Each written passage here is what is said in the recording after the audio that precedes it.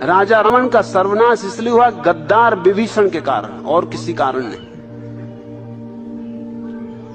और चूंकि राम उस गद्दार के कारण जीते, उस गद्दार को उन्होंने पुरस्कार भी खूब दिया, लंका का पूरा राज्य दे दिया। और तुम देखते हो, ये राम के भक्तों में से एक ने भी नहीं कहा कि विभीषण ने गद्दारी की, अपने भाई को धोखा दिया।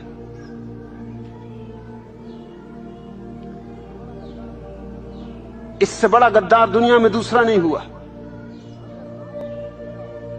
अगर रावण जीत गया होता तो विभीषण की निंदा सदियों तक होती, लेकिन चूंकि राम जीत गए, उसकी गद्दारी के कारण जीते। क्योंकि जब भाई ने ही सूत्र दे दिए, राज बता दिए, तो रावण की हार सुनिश्चित थी। और रावण अहंकारी नहीं था, ये भ्रांति भी छोड़ दो, ये ख्याल गलत है। रावण के साथ धोखा राम ने किया, क्योंकि जब सीता का स्वयंवर रचा जा रहा था तो ये बात जाहिर थी कि रावण इतना शक्तिशाली कि वो सीता को ले जाएगा, और वो शिव का भक्त था और शिव का धनुष तोड़ना था, वो उसका हकदार था तोड़ने का।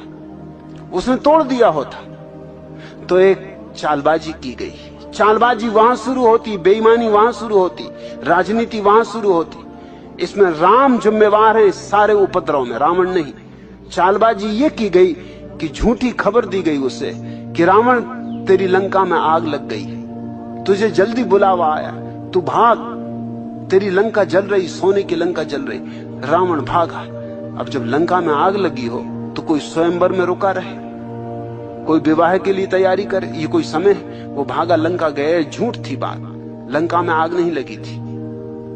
जब तक वो लौटा तब तक स्वयंवर समाप्त हो चुका था, तब तक राम ने सीता को वरण कर लिया था। इसका ही बदला देने के लिए, और इसका बदला देना जरूरी था क्योंकि ये बेईमानी की गई थी, सीधा षड्यंत्र था। इसका बदला देने के लिए उसने सीता को चुराया, मगर सीता के साथ उसने जो सद्व्यवहार किया वो राम ने भी कभी नहीं किया। सीता को 3 साल तक कारागृह में रख के भी उसने सारी सुविधाएं दी थी। जंगल में नहीं रख दिया था, किसी जेल खाने में नहीं बंद कर दिया था। उसके पास जो सुंदरतम वाटिका थी, सुंदरतम बगीचा था अशोक वाटिका, वहां रखा था। और उसने कभी भी कोई जबरदस्ती नहीं की, कोई बलात्कार नहीं किया, सीता को छुआ भी नहीं, स्पर्श भी नहीं किया। वह आदमी अपने किस्म का प्रामाणिक आदमी था, ईमानदार आदमी था। और राम से बदला लेना था, सीता से क्या बदला लेना था? सीता का तो कोई कसूर था नहीं, इसलिए सीता को उसने कोई परेशानी नहीं थी। राम ने सीता के साथ दुर्व्यवहार किया। पहले तो उसकी अग्नि परीक्षा ली। जिस पति को अपनी पत्नी पर संदेह, उसको प्रेम नहीं। संदेह तो तभी उठता है जब प्रेम ना हो। जहां प्रेम है वहां कैसा संदेह? जहां प्रेम है वहां भरोसा है, श्रद्धा है, आदर है, सम्मान है। पहला तो अपमान यह किया कि सीता की अग्नि परीक्षा ली। और बेईमानी देखो, खुद भी अग्नि परीक्षा दे देनी थी तो भी समझ में आता, तो दोहरे मापदंड ना हो पाते, क्योंकि तुम भी 3 साल अलग रहे थे। और ऐसे शोधकर्ता हैं जिनका कहना है कि राम का सबरी से प्रेम था। तुम शोधकर्ताओं की किताबें खोज के देखो, रामलीला में तुमने सबरी को देखा होगा। वो झूठ है बात कि सबरी हमेशा बूढ़ी औरत दिखाई जाती, वो सिर्फ बताने के लिए बुढ़ापा दिखाया जाता उसका। सबरी जवान स्त्री थी और जंगल की सुंदरतम स्त्री थी।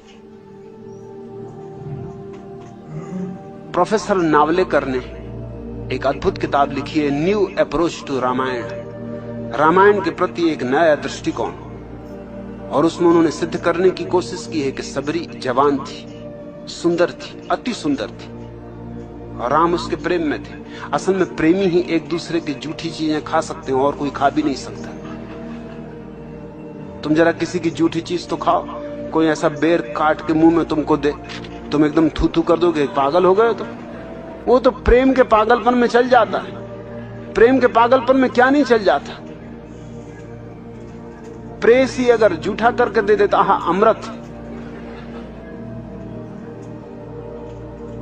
हालांकि थूक कोई अमृत नहीं होता।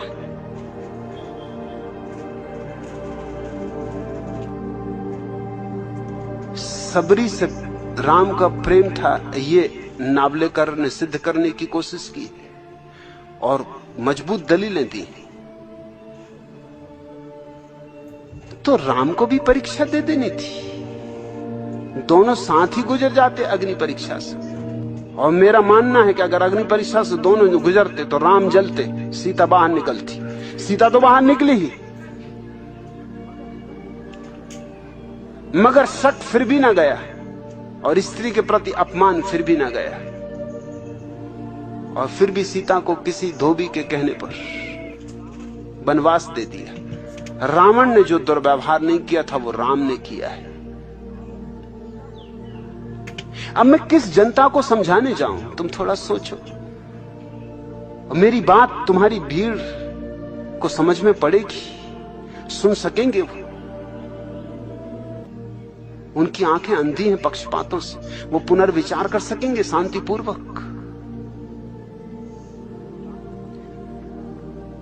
रावण में मुझे कोई भ्रांति नहीं दिखाई पड़ती, कोई भूल नहीं दिखाई पड़ती। रावण बहुत सीधा साफ आदमी। राम मुझे चालबाज दिखाई पड़ते। और राम के जो वशिष्ठ वगैरह ऋषि मुनि जिनको तुम कहते हो, वो सब एजेंट थे, जैसे ईसाई मिशनरी एजेंट होते हैं। नाम तो लेते हैं बाइबल का, आते हैं इरादा कुछ और रख के। वो राम के एजेंट थे, वो जो ऋषि मुनि दक्षिण में जाकर उपद्रव खड़ा कर रहे थे। उन्हीं एजेंटों के बचाने के लिए सारा आयोजन किया गया था। और इस गद्दार विभीषण को सम्मान देना और इसको वापस राज्य दे देना, गद्दारी का सम्मान हो गया, बेईमानी का सम्मान हो गया, धोखेधड़ी का सम्मान हो गया।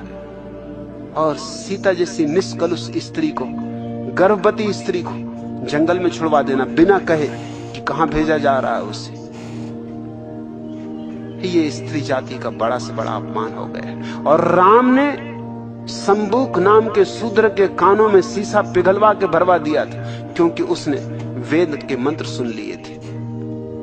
मैं राम को भगवान का अवतार नहीं मान सकता हूं,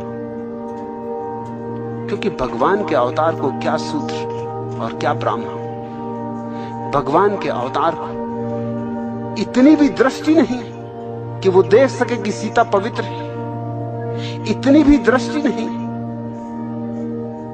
कि देख सके कि धोबी गलत है। और अगर यह भी था कि धोबी ने जो बात कही थी हो सकता और लोग भी कह रहे हो, तो फिर खुद भी राज्य छोड़ देना था, तो चले जाते वो भी सीता के साथ जंगल में। यूं भी 14 साल रहने के अभ्यासी थे, कोई नई तो बात थी नहीं, फिर जंगल में साथ ही चले जाते। लेकिन राज्य को तो बचा लिया, पत्नी को छोड़ दिया। पद को बचा लिया, पत्नी को छोड़ दिया। पद प्रेम से बड़ा साबित हुआ। राम राजनीतिक पुरुष है, मेरे लिए कोई धार्मिकता उनमें दिखाई नहीं पड़ती। और उन्होंने कहा कि जिसका पतन होने वाला होता है उसे ऐसी ही दुर्बुद्धि घेर लेती। मैं तो हुई नहीं तो पतन क्या होगा, मैं तो हुई नहीं, दुर्बुद्धि क्या घेरेगी।